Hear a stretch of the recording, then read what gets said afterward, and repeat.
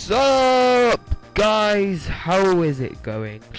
Wow, well, to complement this hive of activity recently on my channel, bubble of uploads, I'm bringing you a battle because I didn't want to neglect the battling side of my channel. So, yes, here is a battle. It's a pretty good OU match I had.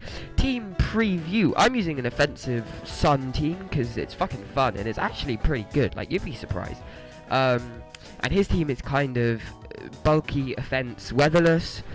Brillium is scary because it can spot stuff. And anyway, into the battle. I'll lead off with my Ninetales because his team is weatherless. He doesn't have a weather inducer. I can get my Sun up for the rest of the game. But his Rotom goes for a trick, which is a bit bad because it means I use my leftovers. But I do see this Rotom and I want to Solar Beam it immediately.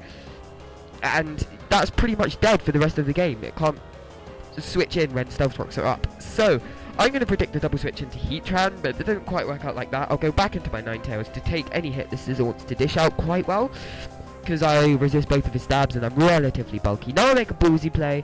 I kind of thought the switch to Dugtrio was obvious, so I didn't think he'd go into Heatran. And then I stay in just to let him kill off my Ninetales because I had nothing to switch into that Heatran Fire Blast. As you can see from my team, I definitely didn't want to switch, and Ninetales was the least valuable thing. So I go into my Lilligant, Sleep Powder that shit, and then Giga Drain it to break its balloon. So that's the Heatran pretty much dealt with. It's asleep, and I can switch in Dugtrio whenever I like. And I tried to do it now. It was a bit of a risky play in case he woke up and went for the Fire Blast, but he does switch into his Breloom. So I'm going to switch out knowing he's going to Spore something, and I'm looking at my team. I'm like, what am I going to Spore? What am I going to Spore? What am I going to Spore? And I had no idea what I was going to Spore. So I had to let him Spore my Fortress because I decided it was the least useful thing, and I know I can't get rocks up anymore, but hey. Then I know he's going to Swords Dance, go into my Dragonite to take that, whatever he wants to throw at me, and KO back with a Fire Punch. So that's his Breloom dealt with. That's really nice.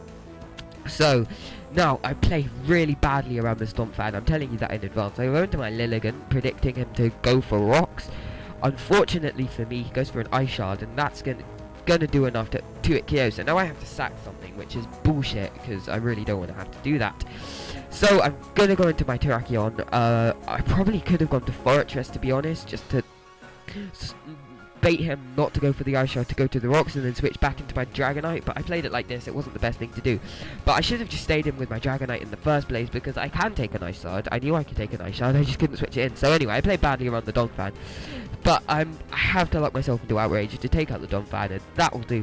Then he's going to bring in Scissor to kill me off, obviously. Now it's looking pretty bad for me. I've got an Asleep Fortress and a below half health Lilligant and a Dugtrio, which is pretty much a dead weight. But here I'm gonna have to play riskily, so I do play riskily. I make a nice double switch into Dugtrio, go into Fortress to try and bait in his Heatran, and then switch into Dugtrio, trapping it. Then I don't want to switch out at all. This is what playing really offensively is like. I don't want to switch out. So I'm just gonna have to stay in Earthquake twice. I know he's immune to it. This probably looks really bad, but basically I can see a way to win this battle, and it involves sacking my Dugtrio. So I'm gonna go into my Lilligant and Giga Drain it to kill it, obviously. Prevent too much health loss from Life Orb and everything.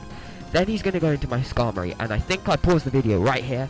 So let me just explain to you my thought process. Basically, he's got a Scissor and a Skarmory left. I've obviously put a Skarmory to sleep, but obviously Sturdy, he might wake up, and I've pretty much lost because Fortress can't touch either of his remaining things.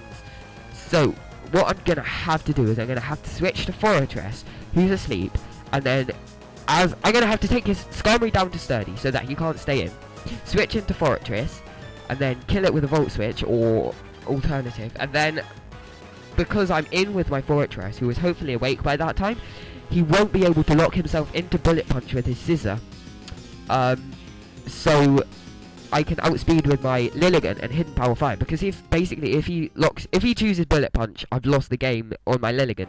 So and luckily for me it pulls off, because as you can see, he wakes up as I go into my Fortress, take the Brave Bird like nothing, and because he only has 1 HP left, he's going to die, and he's going to be forced to lock himself into Superpower to try and have any hope of winning this game. Maybe critting my Fortress and Lilligant, I don't know.